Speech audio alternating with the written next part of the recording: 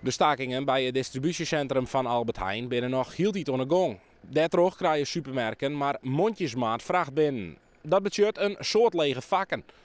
We hebben een aantal eigenaars vregen van Albert Heijn supermerken in de regio of ze reageren willen op het nieuws. Maar vanuit het haatkantoor in Zandam is opline dat zij niet zeggen maaien.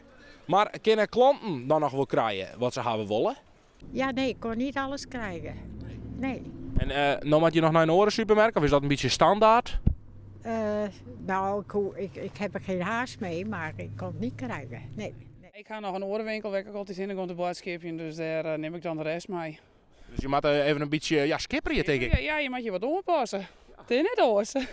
Nou, er ligt genoeg in de winkel hoor, dus geen enkel probleem voor mij. Ja, ik ben niet bij de Albert Heijn geweest, ik ben bij de Lidl geweest. Want bij de Albert Heijn, de schappen die zijn wel redelijk leeg. De zuivel vooral. Bent u daarom naar een andere supermarkt gegaan of is dat een beetje standaard? Nee, het was toevallig, maar het kwam wel even goed uit. Zo. Hoe vond je het in de supermarkt? Ja, leeg. Heel leeg. Alles is voort. We komen binnen en alle lege schappen en alles. Wat voel je nou het meest op wat toen je binnenkwam wat echt leeg was? Maar bij de zuivel, die producten, de melk en zo, dat is al leeg. Klopt. En de ingrediënten toen we binnenkwamen daarvoor, eigenlijk al heel leeg.